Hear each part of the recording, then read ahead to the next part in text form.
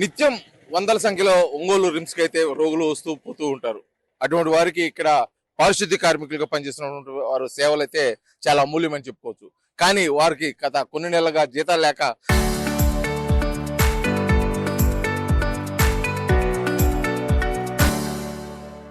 నానా ఇబ్బందులు పడుతున్నామని చెప్పేసి ఈ రోజు రోడ్డు ఎక్కిన పరిస్థితి అయితే ఒంగోలు రిమ్స్ లో ఈ రోజు చూడవచ్చు. అసలు వారికి ఎటువంటి సమస్యలు ఎదురవుతున్నాయి, వారు ఎటువంటి పరిష్కారం అడుగుతున్నారు, వారు మాట్లాడి తెలుసుకునే ప్రయత్నం చేద్దాం. చెప్పండి అమ్మా, అసలు ముఖ్యంగా ఈ రోజు మీరు పారిశుద్ధ్య పనులు వదిలిపెట్టేసి ఈ రోజు సమ్మెకి దిగటానికి గల కారణం ఏంటి? మాకు ప్రతి నెల జీతాలు మాకు ఎవరు ఇవ్వటం లేదు. కాంట్రాక్ట్ని అడిగితే ఇదిగో ఇస్తామని మాకు జీతాలు మళ్ళీ ఒక నెల జీతం పడేటప్పటికల్లా 3 నెలలు గడువు అవుతున్నది. ఏందండి మాకు ఇలా జీతాలు ఇస్తున్నారంటే మాకు పైనుంచి మాకు బిల్లులు రావటం లేదని మాకు చెప్పగలుగుతున్నారు. మేము అందరం కలిసి ఏ రోజు అయితే మళ్ళీ ఇట్లా కట్టుకట్టుగా ఎక్కడ నిలబడ్డ రోజే మళ్ళీ ఆ నెలలో 10 రోజులు టైం పెడతారు. 10వ తారీఖున 5వ తారీఖున టైం పెడతారు. ఆ టైం ప్రకారం మళ్ళీ మాకు జీతాలు ఏమని అడిగితే అమ్మ ఇదిగో రేపు వేస్తాం అదిగో రేపు అంటారు. మళ్ళీ వేసిన వెంటనే మాకు 5గురికి ఒకసారి, 2కి ఒకసారి, 3గురికి ఒకసారి 10వ తారీఖు మొదలు పెడితే మళ్ళీ 20వ తారీఖు కల్లా అప్పుడు ఈ కార్మికులకు మొత్తానికి అప్పుడు శాలరీ పూర్తి అవుతున్నది. అలా ప్రతి నెల ఇబ్బంది పడుతున్నాము. మాకు జీతాలు లేకుండా పిల్లల చదువులకి ఇబ్బంది పడతాయి. మేము ఉండే బాడిగళ్లలో వాళ్ళు మాకు ప్రతి నెల బాడీ కట్టాల్సింటేనే ఉండగలగండి, లేకపోతే వెళ్ళిపోమని మమ్మల్ని ఖాళీ చేయమంటున్నారు. మేము ఇలా ఇబ్బంది పడుతున్నాం. పిల్లలకి స్కూల్కి వెళ్ళిన పిల్లలకు కూడా ఫీజు కట్టలేదని స్కూల్ నుంచి కూడా పిల్లల్ని ఇళ్ళకి పంపిస్తున్నారు. మేము అంతగానే ప్రతి నెల జీతాలు ఏమని మేము అడుగుతున్నాం. మాకు ప్రతి నెల 10వ తారీఖు మాకు జీతాలు అందాలంటున్నాం. మేము మా పట్టగాల్చుకొని కూడా బిడ్డలకు తీసుకెళ్లి పెట్టేంత పరిస్థితుల్లో కూడా మేము లేవు.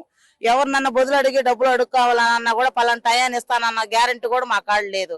మేము అవును అడగలేకపోతున్నాం. మేము రిమ్స్ హాస్పిటల్లో పనిచేస్తే వీళ్ళు ఇబ్బంది పడుతున్నాం. మా గురించి దయచేసి ఎవరైనా ప్రభుత్వ వారు అయినా హాస్పిటల్ వాళ్ళు అయినా ఎవరైనా కరుణించి మా వైపున కొంచెం మాకు సహాయం చేయమని మేము కాంట్రాక్ట్ వాళ్ళని అడుగుతున్నాము. హాస్పిటల్ తరఫున అందరినీ అడుగుతున్నాము. ఒక రాజకీయ నాయకుడుగా మన జనార్దన్ రెడ్డి గారిని కూడా అడుగుతున్నాము. దయచేసి అన్న జనార్దన్ రెడ్డి గారు ఇలా ఇబ్బంది పడుతున్నాము. మమ్మల్ని ఒకసారి దయచేసి మా కాంట్రాక్ట్ తో మాట్లాడి మాకు ఎలాంటి కష్టాలు లేకుండా అన్న మా చేత మాకు శాలరీ ఇవ్వమని మేము కోరుతున్నాం. చెప్పండి, ఇది ఈ సమస్య ఎన్ని రోజుల నుంచి ఉంది? గతంలో కూడా ఇటువంటి సమస్యలు ఉన్నాయా? అప్పుడే ఎటువంటి? గతంలో లేవు. నెల జీతాలు పడ్డాయి, బాగానే వేశారు, పిఎఫ్లు కట్టారు. ఇప్పుడు ఈ కాంట్రాక్ట్ వచ్చిన కానంటే మాకు పడట్లా. ఈ సమస్య మీద మీరు గతంలో దీనిపై అంటే ఉన్నతాధికారులకు కానీ కాంట్రాక్ట్ వారు కానీ తెలియజేయడం కానీ మెమరాండం ఇవ్వడం కానీ చేస్తారు. మీరేమన్నా అడిగారా రిమ్స్ సూపరింటెండెంట్ గారిని? అడిగాము, మాకు నెల నెల పడ్డాయి ఈ జీతాలు. ఇప్పుడు నుంటే పడట్లేదు, ఈయన వచ్చిన కానుంటే. ఎందుకని అడిగారా మీరు? అడిగాము, బిల్లులు రావట్లేదు అని చెప్తున్నారు. జనార్దన్ సార్ కాడికి కూడా వెళ్ళొచ్చాము, సూపరింటెండెంట్ సార్ కాడికి కూడా వెళ్ళొచ్చాము, కిరణ్ సార్ దగ్గరికి వెళ్ళొచ్చాము, ఆర్ఎం మేడం కాడికి కూడా వెళ్ళాము, కలెక్టర్ కాడికి కూడా వెళ్ళొచ్చాము. అయినా ఎవరు పట్టించుకోరు. బిల్లులు రాలేదు, వేస్తాము అని అంటున్నారు. మీరు చెప్పండి అమ్మా, ఈ సమస్య గతంలో లేదు ఇటీవల కాలంలో ఉందని చెప్పేసి అంటున్నారు కదా. ముఖ్యంగా దీని మీద మీరు పైన అంటే కాంట్రాక్టర్ గానీ సూపరింటెండెంట్ గానీ కలెక్టర్ గారిని కలిసినప్పుడు వాళ్ళ నుంచి ఏమన్నా హామీ రావడం జరిగిందా? చూస్తామని చెప్పడం జరిగిందా? అసలు ఎటువంటి సమాధానం వాళ్ళ దగ్గర నుంచి? గతంలో కూడా ఉంది సార్. పైన వాళ్ళు మాట్లాడి మాకు 2 నెలలు ఆపినా 2 నెలలు ఏపిచ్చారు. ఇప్పుడు అలా కాదు, 3 నెలలు అయిపోయేటప్పుడు కూడా 8లో 1 నెల కూడా 8లో మాకు జరగాలి కదా సార్. ఇళ్లలో పిల్లల్ని పోషించుకోవాలా, ఇంటికి రెంట్ కట్టుకోవాలా, మేము చూసుకోవాలి కదా. ఆటో వాళ్ళు ఛార్జ్ అయిపోతే ఎక్కించుకోరు కదా సార్. ఎంతమంది చెప్పినా పట్టించుకోవట్లేదు అసలు. మా గురించి చేస్తాంలే ఉండండి అని అన్నారు. ఇప్పుడు కూడా 1 నెల సాయంత్రంలో వేస్తామన్నారు. ఆ నెల కూడా అందరికి ఒకసారి వేయరు, 10 మందికి ఒకసారి 10 మందికి ఒకసారి పడుతుంది. అప్పుడు ఇంట్లో మాకు ఇబ్బంది అవుతుంది కదా సార్. ఎంతమంది చెప్పినా మా గురించి పట్టించుకోవట్లేదు. గతంలో A1 సర్వీస్ నుంచి మీకు శాలరీస్ వచ్చాయి, ఇప్పుడు ఆల్ సర్వీస్ నుంచి మీరు తీసుకున్నట్టున్నారు. అంటే ఏది బాగుందంటే గతంలో వాళ్ళు కూడా ఈ విధంగా మిమ్మల్ని ఇబ్బంది పెట్టారా? కేవలం ఇప్పుడు ఆల్ సర్వీస్ నుంచే మీకు ఇటువంటి ఇబ్బంది? వాళ్ళు ఇబ్బంది పెట్టారు సార్, పెట్టారు. మేము ధర్నా చేసాము, కలెక్టర్ ఆఫీస్కి వెళ్ళాము, ధర్నాలు చేసాము. ధర్నాలు చేసినా పై వాళ్ళు మాట్లాడి 2 నెలలు ఒకేసారి వేపించారు. వాళ్ళు ఇబ్బంది పెట్టలేదని మేము అన్న, వాళ్ళు పెట్టారు. కానీ పెట్టినా 2 నెలలు ఒకసారి వేసారు. వాళ్ళు పిఎఫ్ కూడా ఆపినా 2 నెలలు వేసారు. ఇప్పుడు పిఎఫ్ కూడా పట్టలే మాకు సరిగా. ఆ పిఎఫ్ చూసుకోవడానికి ఏదో అది పెట్టారు. అవన్నీ మాకు తెలియదు. ఈ పనికి మేము ఎందుకు వస్తాం మాకు తెలియదు. పిఎఫ్ కూడా పట్టలే అసలుకి. అడిగిన వాళ్ళకి మాత్రమే పడుతున్నాయి, అడిగిన వాళ్ళకి అసలు పిఎఫ్ లేవు, ఏమీ లేవు. శాలరీ కూడా నెల నెల పట్టలే. అసలు పట్టించుకునే వాళ్ళు ఎవరు అర్థం కావట్లేదు. పెద్దవాళ్ళని అడుగుతున్నా కూడా మాకేం తెలుసు అమ్మ ఏపిస్తామంటున్నారు, కానీ ఇంతవరకు మాకు ఐడి కార్డు లేదు. రిమ్స్ లో చేస్తున్నారు ఆయమ్మోళ్ళని, ఐడి కార్డు లేదు, ఈఎస్సి కార్డు లేదు, ఏమీ లేవు. పట్టుకుంటున్నాము, డబ్బులు అన్నిటికి పట్టుకుంటున్నాం అన్నారు కానీ ఒక కార్డు అనేది మాకు ఇంతవరకు అప్లై చేయలేదు. ఇక్కడ ఆయమ్మలు ఇళ్ళు అని ఆ కార్డు మాకు ఇంతవరకు లేదు. ఉన్నారు సార్, 200 మంది ఉన్నారు. ముఖ్యంగా సార్ సుమారు 270 మంది పారిశుద్ధ్య కార్మికులు ఒంగోలు రిమ్స్ లో పనిచేస్తున్నారు. వారికి మద్దతు తెలుపుతూ వారి సమస్యల పరిష్కారం దిశగా మీరు ఒక యూనియన్ నాయకులుగా మీరు ఎటువంటి చర్యలు తీసుకోబోతున్నారు? వాస్తవంగా చాలా ఈ సర్వీస్ వచ్చిన తర్వాత చాలా దుర్మార్గమైన పరిస్థితి కొనసాగుతుందని చెబుతున్నారు. ప్రత్యేకించి జనవరి నుంచి ఇప్పటి వరకు ప్రావిడెంట్ ఫండ్ కూడా వీళ్ళ దగ్గర కట్టింగ్ చేస్తున్నారు, అవి జమ చేయట్లేదు. ప్రావిడెంట్ ఫండ్ ఖాతాలో జమ చేయట్లేదు.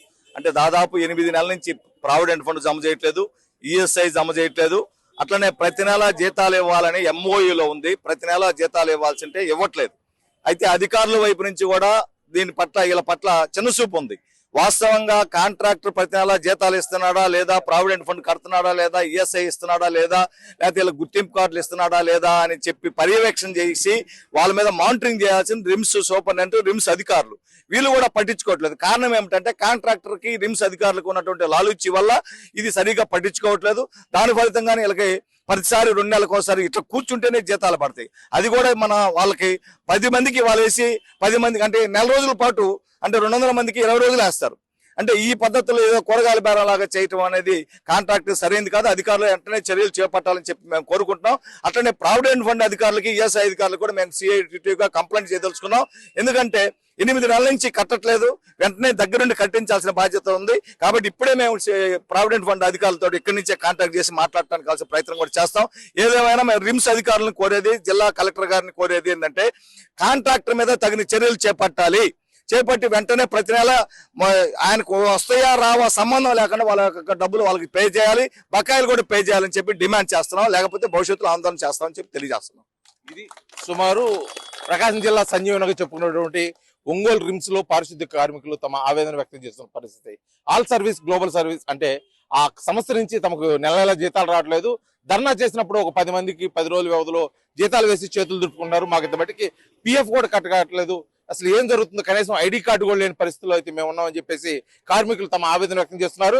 ఈ సమస్యను త్వరితగతిన అధికారులు కల్పించుకొని పరిష్కరించబోతే భవిష్యత్తులో అయితే ఆందోళన ఉధృతం చేస్తామని చెప్పేసి సంఘ నాయకులు కూడా తెలియజేస్తున్న పరిస్థితి అయితే ప్రకాశం జిల్లా ఒంగోలు రిమ్స్ నుంచి అయితే కనిపిస్తుంది. వీడియో జర్నలిస్ట్ లక్ష్మణ్తో శ్రీనివాస్, RTV, ఒంగోలు, ప్రకాశం జిల్లా.